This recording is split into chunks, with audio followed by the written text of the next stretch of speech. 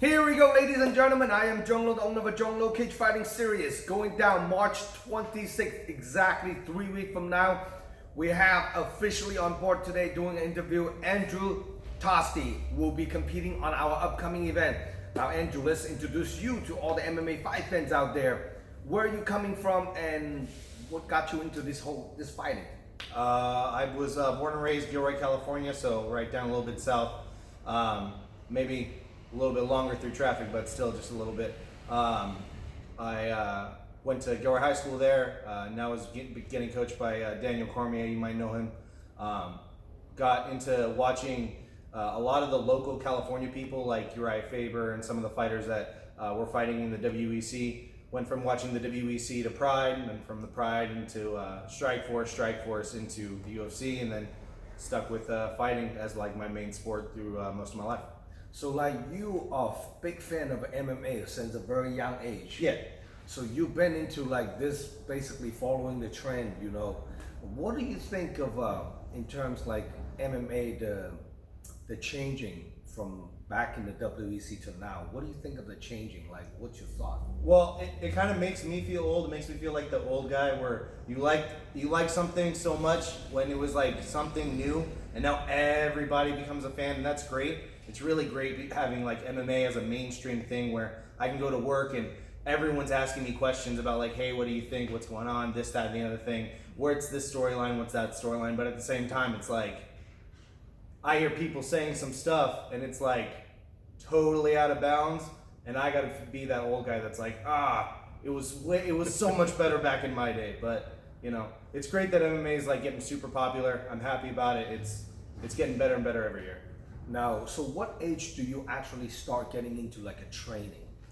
Well, I mean, I wrestled in middle school, my 7th and 8th grade year, and then I was watching MMA from my transition from MMA or from middle school into high school.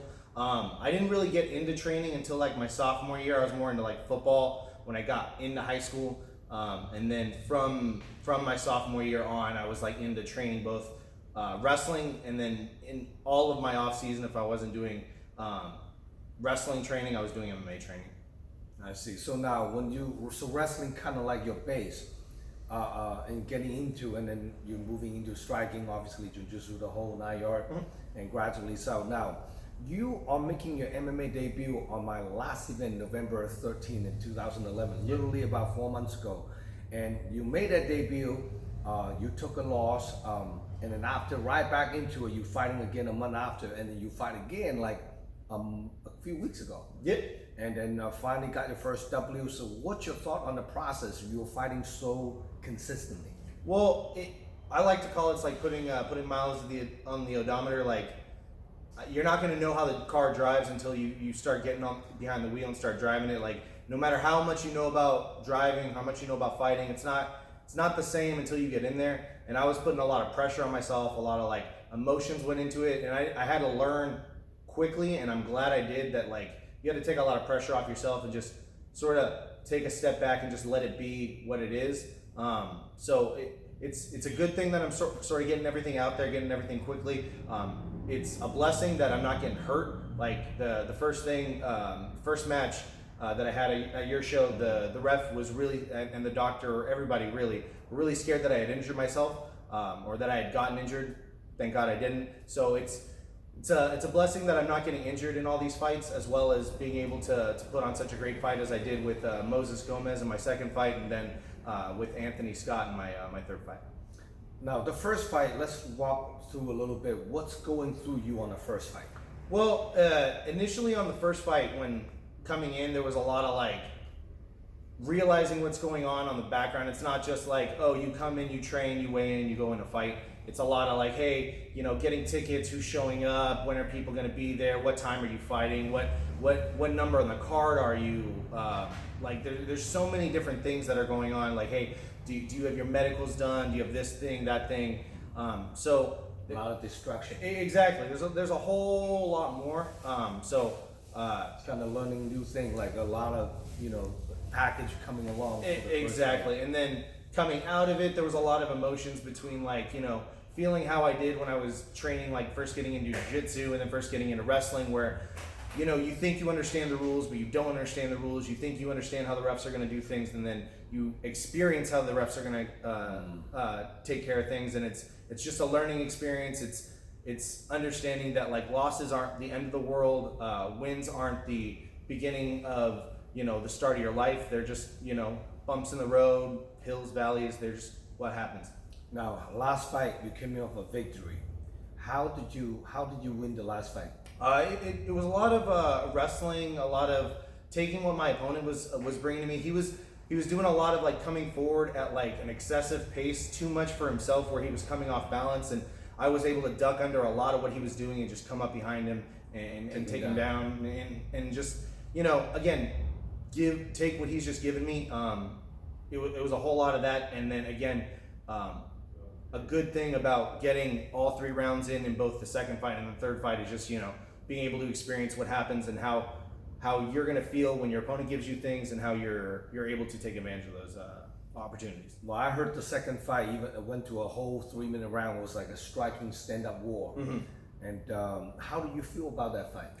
That was probably the best I felt of the entire experience of like training and fighting since back in high school to now. I don't think I felt better than after that second fight. So again, shout out to you, Moses. That was a fantastic fight. Might be the fight of the night. I mean, if there's been some great fights out there that have happened, but I may be a little biased, but I think that might be fight of the year this year. Nice. Now, let's talk a little bit about your up-and-comer opponent, Ethan Ama. I know he trained out of this gym, but he's been on and off for the last 10 years. Mm-hmm. The guy started training early and right out of the basically stopped training and then doing his whole personal stuff and got into a little trouble in and out of different places, and then now he finally get his head back into it. And the last fight, then obviously after taking 4 or 5 years layoff and didn't go his way, he got clipped and then finished the fight was 20 seconds or so. Now, how do you prepare for a guy like him for what you know about him? Well, it's good that there's a lot of there is a lot of video out there from like he had a fight 10 years ago and then he had a fight a year, like almost a couple months after that. So it's good that there's a lot of tape on him, but like you said, he took a long break in between that. And as somebody who did also take a long break in between, like, jumping out of high school, going into college and wanting to experience some college life, coming back and then wanting to get back into it. There's a big break that happens in my life there that, there's a big gap that needs to be made between how good I was and how good I am now. So I can totally understand where his game may be different, it may be better, it may be worse in some aspects. Yeah. So it's good that there's a lot of film out there for me to digest and take in, but at the same time I need to understand that he could be a completely different person. He could be 10 times better, he could be 10 times worse, so I need to be ready for just about anything. How do you see yourself against him, like stylistically? Like how do you prepare to fight him? Well, it's from what I've been able to see, it seems like it's going to be a good matchup because stand-up war. Well, it seems like he doesn't worry about whether or not it goes to the ground. That seems to be a lot of what I take into the fight as well. I don't mind if it goes to the ground. I don't care if it stays to the feet. I want it to be a good fight, and that seems what he's about. So it seems like it's going to be a good fight. That's pretty awesome. Well, he's got a lot of ring rust. Hopefully he can shake it off. And I'm also excited to watching you fight because the debut you were fighting on my show, I didn't really have a much chance to see much going on. And apparently that your opponent didn't want to touch hands with you on the cage. Your first opponent just wanted straight to the ground. So this will be a very good matchup for some of the fighters that fans out there want to see some, striking wars. Right here, I think we have a good fight. Stylistically, a very good matchup. Ethan Ama against Andrew Toste. So now, if people want to get a hold of you to get some tickets watching your upcoming fight, how can people contact you? I started an Instagram. I have an Instagram. It's Toste MMA. Pretty easy to find. You can find me on Facebook, Andrew Toste. You can hit me up on my cell phone. Find me on either of those on those 2 social medias. I'll be able to get you my cell phone number pretty easy. Email, pretty easy to get to me. Last name toste2121@gmail.com. Now, I know you're fighting 155 pounds this upcoming fight. Very similar than Ethan Ama. Ethan Ama, when he first started fighting, he was fighting 145. and one fight was even 135 10 years ago. You're talking about. So now, in this upcoming fight, you're fighting 155. In the future, what do you see yourself in the stay in the weight class, or you think about moving down? What do you see yourself in the future? Well, I like to keep a steady pace, and like I said, I've been blessed that I haven't been injured. Let's hope that continues, knock on wood. But so long as that is the method of madness here, I'm going to keep that plan. I have a few promotions that want to keep me fighting the following month after this, and then the following month after that. So if we can keep those going, I do know that the fight promotion that I have coming up for the month after this, the fighter that they had planned for me does want to go down in weight. So if that's the plan, I mean, hell, I'll drop down to 45. We'll keep it going at 45s after this. What do you walk around weight right now? I walk around like generally, like even after eating like some stupid fast food cheat meal, I'll walk around at like 63, 64 pounds. So you don't really cut a whole lot of weight. Oh, no, definitely not. No. Especially like fighting on my event, and you guys get to weigh in the day before, unlike all the other amateur shows that weigh in the same day, a few hours before the fight. Definitely 145 might be very suitable for a guy walk around under 165, So now, do you have any loved ones, special training partner, coaches that you want to shout out to for this upcoming fight? Well, I mean, everyone at the gym, shout out Ernie, Andrew, Cody, Daniel, everyone who's been coming to class every single day, Elijah, Isaiah. My mom was mad at me that I didn't shout her out, so shout out Mom.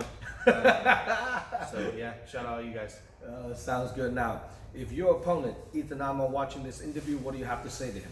Well, like I said, man, it seems like you come wanting to fight, not caring where the fight goes. So I hope you bring that energy, because I'm going to bring that energy too. Awesome. Now, give a little bit of prediction on the fans. What do you think, how this fight is going to go down? Distant, TKO, submission, little of a prediction. What do you think? Well, I think like I've been making steady climbs, baby steps towards the finish. I think if I don't fully sink in as a finish, either submission, TKO, some sort of finish, I'm going to be disappointed with myself. So that's what I'm going to be going for. Now, this fight also will be the first fight for you to fight for 3-minute round, no shin guards. Yeah, that is true. That will be exciting. So this will be a game changer, and you can actually see your where you stand for on your conditioning, and also your stamina on the whole 9 yards. This will be a lot more exciting fight. Now, for all the fight fans out there who want to catch this fight card for the layout, and make sure you can check out DragonHouseMMA.com. Please, all the people out there, please subscribe my YouTube channel. Give me a little bit of love and support, so allow me to grow my YouTube channel. Subscribe my YouTube channel, and then follow me on Instagram, Dragon_House_MMA. Any last word you want to say to anyone else? Do you have any fighter that in the Bay Area that catch your eye that you want to fight? Not at the moment, not yet. I mean, everyone I've had experiences with have been good. I do have a couple shout outs. The shirt I have on is a podcast that one of my former coworkers and one of my good friends, Will, he's the host of Story of the Fight. You can catch them. Hopefully, they will have me on for an interview pretty soon, so that's pretty exciting. And then also, I do have my friend's company, Shingon Jiu-Jitsu. Hit them up online, Instagram, or on Facebook as well. I always say, last time I see Andrew, I always comment, this is the true caveman coming with the caveman. It's awesome. He fight like a cage man too. So you make sure you guys are watching. Savage. This guy's a savage. No mercy. Bringing all the electric into the stadium. So making sure you guys follow him. Any sponsor looking for up and coming fighter, make sure you hit him up. Now he got an IG page. Easier to get a hold of him now. Anything else you want to say? Sponsor right here. See you at the fights, guys. March 26th, and I'm Zhong signing out. Good to have you on board, Andrew. Thank you.